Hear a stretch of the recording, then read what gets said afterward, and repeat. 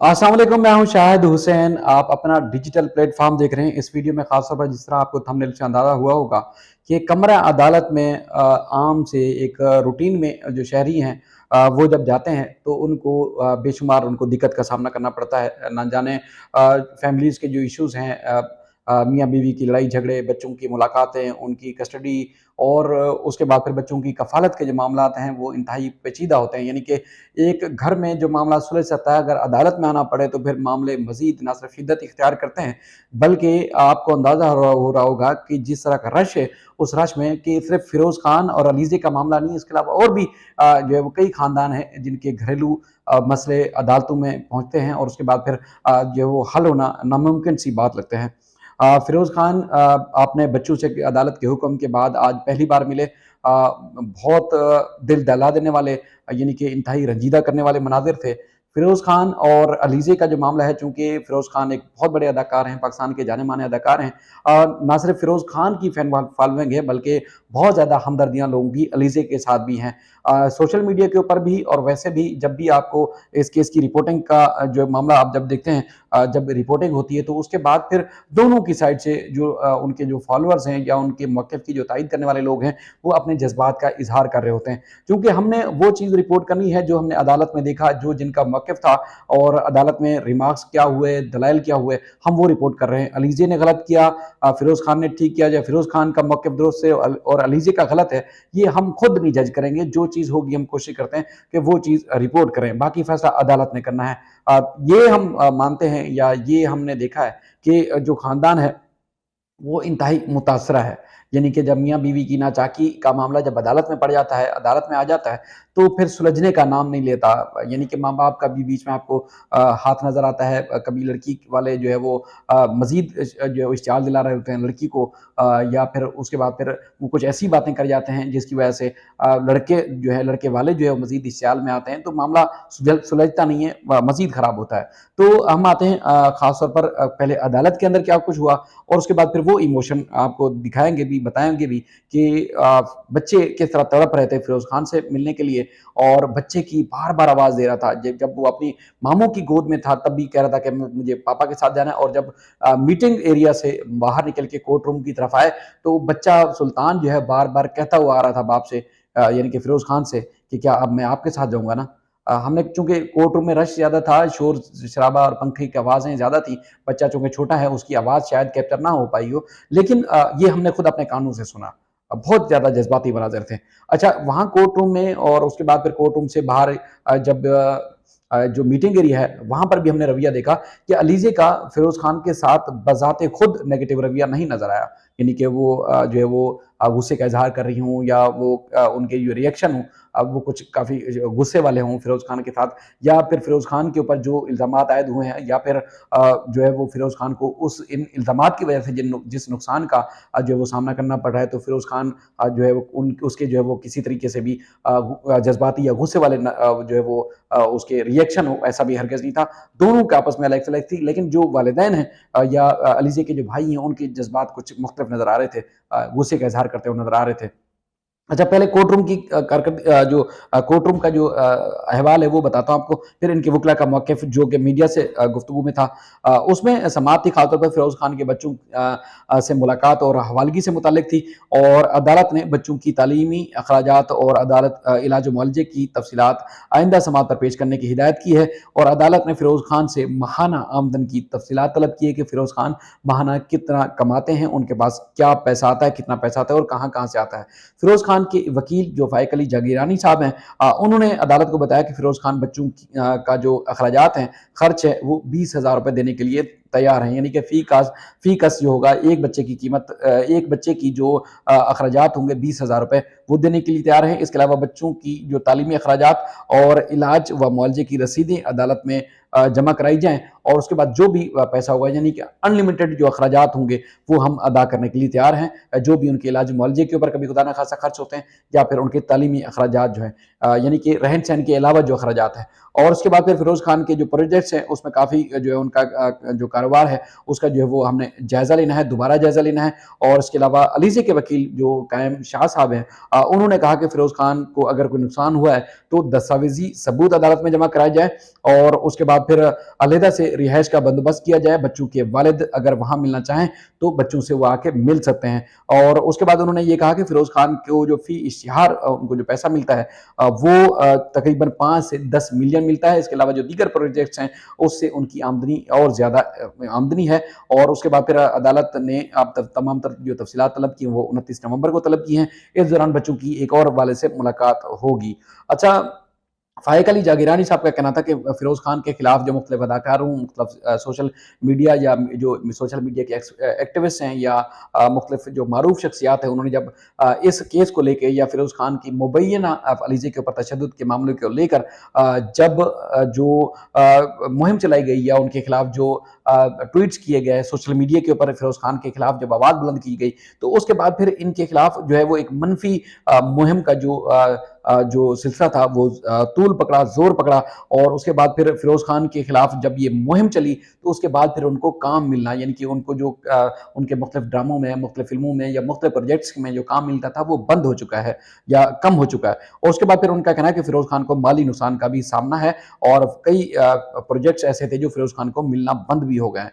और उसके बाद फिर हमने चूंकि ये कोर्ट रूम के अंदर थी और तवील तरीन दलाइल हुए, उन्होंने मुख्तलिफ फिल्मों के मुख्तलिफ जो डायलॉग्स हैं वो अदालत के सामने रखे, मुख्तलिफ जो तरीक़ाकार था, मुख्तलिफ जो सोशल जो मामलात हैं वो भी अदालत के सामने रखे। और उन्होंने ये भी कहा, जो फाइक अली जागीरानी साहब हैं, उन्होंने मैडम का लफ्ज़ इस्तेमाल किया मीडिया के सामने, जिसकी वीडियो मैंने शेयर भी की थी। अलीज़े के बारे में कह रहे हैं कि 15 अगस्त को वो घर जाती हैं और 21 अगस्त को एक उन्होंने लीगल नोटिस भेजा और लीगल नोटिस में धमकी दी कि अखराजात अदा करें और क्रिमिनल और वरना जो है वो क्रिमिनल और सिविल केस आपके खिलाफ जो दायर किए जाएंगे। 21 नवंबर को अलीज़े फातिमा ने डोमेस्टिक वायलेंस की पोस्ट सोशल मीडिया पे फैलाई, वायरल की। और उसके बाद उनका कहना है कि अदालत में दस्तावेजात हमेशा स्टेटमेंट के साथ जमा कराई जाती हैं। मैडम इल्ज़ाम के बजाय फैसले का इंतज़ार करें और हम अलीज़े फातिमा के खिलाफ कोई जो है कानूनी चाराजोई नहीं कर रहे, लेकिन इन्होंने पहले ही धमकी दे दी थी कि पैसे दो वरना तुम्हारे खिलाफ जो है कार्रवाई की जाएगी, अदालत में तुम्हारे खिलाफ जो है वो केस किया जाएगा। तो इस तरह की सूरत हाल का सामना है। और उसके बाद फिर जो वकील साहब हैं, यानी कि इनके जिनका ताल्लुक जो है वो जो अलीज़े के वकील हैं, उन्होंने जो ख़ास तौर पर ना सिर्फ इन सवालात के जवाब दिए बल्कि उनका जो अपना मौक़िफ़ था वो भी रखा। हमने जब कैमरे के सामने जब उनसे बात की तो उनका कहना है कि हमने जो सबूत थे, जो अदालत के सामने जो चीज़ें रखनी थी वो रख दी हैं। अब बेगुनाही साबित करनी है फिरोज़ खान को। फिरोज़ खान को अपनी बेगुनाही साबित करनी है कि क्या उन्होंने तशद्दुद किया है, नहीं किया। बाकी तमाम वो प्रूफ ना सिर्फ थाने के बल्कि अस्पताल के भी हैं कि उन्होंने किस तरह तशद्दुद किया, किस तरह उनके ऊपर जो है वो उनको जो है वो संगीन जान से मारने की धमकियाँ दी और बेशुमार उन्होंने चीज़ें कहीं। तो ये सूरत हाल थी कोर्ट रूम की। और चूँकि ये इतनी बड़ी शख्सियत है फिरोज़ खान कि उनको उनको देखने के लिए भी काफ़ी वकला वहाँ पहुँचे, तस्वीरें लेने के लिए भी पहुँचे और भी बेशुमार वहाँ जब लोग अपने केसेज़ में भी आए थे तो वो भी उनसे उनकी कोशिश थी कि फिरोज़ खान के साथ वो मिले, बात करें। फिरोज़ खान चूँकि कमरा अदालत में पहले से मौजूद थे, अलीज़े अपने बच्चों के साथ बाद में पहुँची। फिरोज़ खान अपने जो सेकंड लास्ट जो बेंच थी, वहाँ पर बैठे थे। उनके वकील जो है दलाइल दे रहे थे, जो फ़ाइक अली जागीरानी साहब हैं। और उसके बाद फिर जब बच्चे पीछे आए तो उनके बच्चों के ऊपर नज़र पड़ी तो एकदम वो मुड़े और सबसे पहले उनका बेटा जो सुल्तान है वो भागकर अपने बाप के पास गया। और वहाँ पर हमने देखा बड़ी उनकी अच्छी वो थी, काफ़ी तोहफ़े-तोहफ़ भी लाए हुए थे, खिलौने भी लाए हुए थे वो बच्चों के लिए। और उसके बाद फिर उन्होंने बेटी को भी गोद लिया। काफ़ी देर तक वहाँ बैठे रहे, जब दलाइल होते रहे। उसके बाद फिर चूँकि आर्गुमेंट जब मुकम्मल हुए तो उसके बाद कोर्ट रूम, यानी कि अहाते अदालत के बिल्कुल सामने वाले रूम जो था, वो जो भी अदालत के हुक्म पर फैमिलीज़ की या माँ-बाप की बच्चों से मुलाकात कराई जाती है। अगर बच्चे माँ-बाप के वालिदा के पास है तो बाप से मुलाकात कराई जाती है, अगर बाप के पास है तो वालिदा से मुलाकात कराई जाती है। वो मीटिंग एरिया बिल्कुल कोर्ट रूम के सामने वाले, यानी कि राइट साइड पे था। तो कोर्ट रूम से बाहर निकले तो दोनों बच्चों को फिरोज़ खान ने अपनी गोद में लिया हुआ था। और उसके बाद फिर वो कोर्ट रूम जो मीटिंग एरिया है वो खुला और उसके बाद फिर दीगर जो फैमिलीज़ थी वो भी मुलाकात करी थी, तो फिर वो अंदर जो है वो चले गए। इस दौरान जो है इसके बाद जो है अलीज़े ने बच्चों के पास जाने की कोशिश की, क्योंकि बेटी जो है उनका कहना है कि 7 जो है वो महीने की है, तो लिहाजा बेटी को मुश्किल होगी, वहाँ ये एक मर्द जो है वो नहीं सँभाल पाएगा। तो उसके बाद फिर उन्होंने जाने की कोशिश की तो कोर्ट रूम जो वो मीटिंग एरिया है उसका दरवाज़ा बंद कर दिया गया था। तो उसके बाद फिर जो फिरोज के वकील हैं, उन्होंने जो है वो कहा कि अदालत से इजाज़त ली जाए कि क्या माँ भी साथ इस मीटिंग के दौरान बैठ सकती है या नहीं बैठ सकती। तो फिर इनको काफ़ी देर तक दरवाज़ा बजाती रही, फिर इनको दोबारा वापस कोर्ट रूम के अंदर जाना पड़ा और कोर्ट रूम के अंदर जाने के बाद जज साहब ने उनको इजाज़त दी कि वो भी जाके मुलाकात के दौरान बैठ सकती हैं। तो हमें अंदर से पता चला कि इनकी अंदर भी कोई जो है वो बदमज़गी या कोई इनकी ऐसी गुफ्तगू नहीं हुई जो कि काबिल एतराज़ हो, यानी कि इनकी कोई लड़ाई झगड़ा या कोई ऐसी तनाव वाली सूरत हाल जो है मुलाकात के दौरान नहीं थे। दोनों खुशगवार माहौल में वहाँ मौजूद थे। वहाँ जब बच्चों से मुलाकात हुई तकरीबन डेढ़ से पौने 2 घंटे तक वो इसी तरह जो है वो मीटिंग एरिया में मौजूद रहे और बच्चे भी उनके साथ थे। उसके बाद फिर जब ये मीटिंग का वक़्त ख़त्म हुआ तो उस मीटिंग एरिया का जो अंदर से लॉक गेट था उसको खोला गया और बाहर आए। फिर कोर्ट रूम के अंदर गए और उस दौरान भी जब बाहर निकल रहे थे तो बच्चा सुल्तान चलता हुआ आ रहा है और सुल्तान बार-बार वो अपने बाप को यानी कि फिरोज़ खान को कह रहा है कि मैं आपके साथ जाऊँगा ना, यानी कि वो बाप के साथ जाने के लिए बज़िद था, उसकी कोशिश थी कि वो माँ के बजाय अपने बाप के साथ जाए। बच्ची चूँकि छोटी है, बच्ची को नहीं इल्म के ये इस किस सूरत-ए-हाल से उसको गुज़रना पड़ रहा है, लेकिन बेटा जो है वो समझदार है, वो सारे मामलात को समझ रहा था। तो फिरोज़ खान उसको बार-बार जो है वो तसल्ली दे रहे थे, जी बिल्कुल आप मेरे साथ ही जाएँगे, मेरे साथ ही जाएँगे और उसके बाद फिर फिरोज़ खान कोर्ट रूम के अंदर चले गए, बच्चे को भी साथ ले गए। तो कुछ देर बाद हमने देखा कि वो बच्चा जो था वो मामू के गोद में आ गया और उसके बाद फिर वो मामू से भी बार-बार कह रहा था कि मुझे पापा के साथ जाना है और मुझे पापा के साथ जाना है।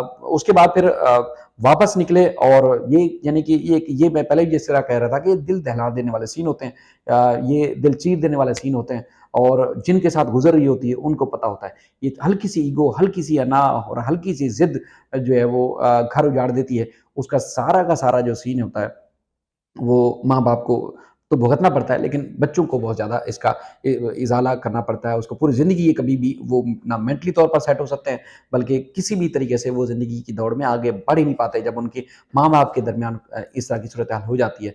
लोग कहते हैं कि देखिए जी, मर्द का कुछ नहीं बिगड़ता और औरत के साथ जो है उसको पूरी ज़िंदगी इस अज़ियत से गुज़रना पड़ता है कि उनकी अलहदगी हो गई, तलाक हो गई या खुला ले ली गई। मैं तो ज़ाती तौर पर भी समझता हूँ कि अगर किसी के साथ ये सीन हो जाता है खुदा ना ख़ास्ता, तो जिस तरह औरत को इस अज़ियत से गुज़रना पड़ता है, शायद उससे ज़्यादा अज़ियत से मर्द को गुज़रना पड़ता है, क्योंकि ये सीन ऐसा है, ये जो तलाक का और खुला के जो मामलात हैं, ये रोज़-रोज़ मरने के बराबर होते हैं। एक दफ़ा कोई अगर मर जाता है, तो उसका दुःख एक ही दफ़ा होता है, कितना ही कोई करीबी अज़ीज़ हो। लेकिन अगर अगर आपने किसी भी वजह से तलाक दे दी या फिर आपने जो है वो खुला ले ली, तो फिर ये रोज़-रोज़ का दुःख होता है, यानी कि रोज़ आप जीते हैं और रोज़ मरते हैं। कभी भी आप माशरे को सही तरह से फेस कर ही नहीं पाते, अगर थोड़ा-सा भी आपका ज़मीर ज़िंदा है। तो ये सारी तफ़सीलात बताने का भी मकसद था कि देखिए बहुत सारे लोग देखते हैं, पाकिस्तान में, इंडिया में, बेशुमार ममालिक में ये वीडियोज़ हमारी देखते हैं। तो ये आपने क्लिप्स भी देखे होंगे सारे उनके। ये फिरोज़ खान का केस रिपोर्ट करने का भी मकसद ये है कि अगर घरेलू नाकाजाकी हो जाती है तो सुलह रहमी से, आपस में सुलह करने से ही मामलात को हल किया जा सकता है। अगर किसी बीच में कभी ज़िंदगी में तीसरा शख़्स आ जाता है, भले आपका कोई बहन-भाई क्यों ना हो, माँ-बाप ही क्यों ना हो, तो वो मामलात को मज़ीद ख़राब कर सकते हैं, मामलात को मज़ीद सुलझा नहीं सकते। ये आज की सूरत-हाल भी हमने देखी कि अलीज़े सही मूड में नज़र आ रही थी, लेकिन उनके वालिद साहब और उनके जो भाई हैं, वो काफ़ी गुस्से में नज़र आ रहे थे। उनको काफ़ी फिरोज़ खान के ऊपर गुस्सा था। हालाँकि फिरोज़ खान के जो जज़्बात थे, वो भी हम नॉर्मल देख रहे थे। अच्छा, उसके बाद फिर फिरोज़ खान से भी हमारे दो सहाफ़ी इरफ़ान हक साहब, उन्होंने सवाल भी किया कि आपके ऊपर बीवी के ऊपर तशद्दुद का इल्ज़ाम है, कुछ कहना चाहेंगे? कुछ कहना चाहेंगे? उन्होंने कुछ नहीं किया। देखिए, ये सारे सीन की वजह से फिरोज़ खान को समझ लें कि नाक़ाबिल तलाफ़ी नुकसान पहुँच सकता है। ये इस तरह का जिस तरह के उनके ऊपर इल्ज़ामात हैं और उसके बाद फिर आपको पता है कि आज नहीं तो कल फिर बंदा किसी न किसी तरीके से सर्वाइव तो कर सकता है, लेकिन ये नाक़ाबिल तलाफ़ी नुकसान होता है। तो बहरहाल फिरोज़ खान के बारे में भी बहुत सारे लोग कहते हैं कि इनकी नेचर जज़्बाती भी हैं, गुस्से वाले भी हैं और कंट्रोल में नहीं आते, तशद्दुद भी करते हैं और वायलेंस में भरपूर किरदार अदा करते हैं। तो बहरहाल ये सोचना तो दोनों को पड़ेगा। अब इनकी ज़िंदगी तो ज़ाहिर है अब शायद इस तरह या इससे मुश्किल गुज़रे जो जिन हालात में ये गुज़रे, लेकिन जो लोग इस सीन को देख रहे हैं, कम से कम उनको सोचना चाहिए कि ये ज़िंदगी इस तरह की खुला की या तलाक के बाद ये ज़िंदगी गुज़ारना है, वो आसान नहीं है और आप इनके बच्चों को देखें और उसके बाद फिर जो दीगर गरीब गुरबा हैं, जिनकी घरेलू नाचाकियों की वजह से अलहदगियाँ हो जाती हैं, उनकी ज़िंदगी तो और ज़्यादा मुश्किल होती है। अपना ख़्याल रखिएगा, अल्लाह ताला इन बच्चों का, सुल्तान का, फ़ातिमा का और इस तरह कई और जो सैकड़ों बच्चे हैं, जो माँ-बाप की मोहब्बत और शफ़क़त के लिए तरस रहे हैं, अल्लाह ताला उनके उनके हालत पे भी रहम फ़रमाए और उनके जो बहन-भाई हैं या दीगर जितने भी लोग हैं, उनके अंदर भी कुछ सब्र और तहम्मुल का मादा फ़रमाए। फिर इस केस के बारे में भी आपके सामने तफसीलात रखते रहेंगे। अपना ख्याल रखिएगा। अल्लाह हाफ़िज़।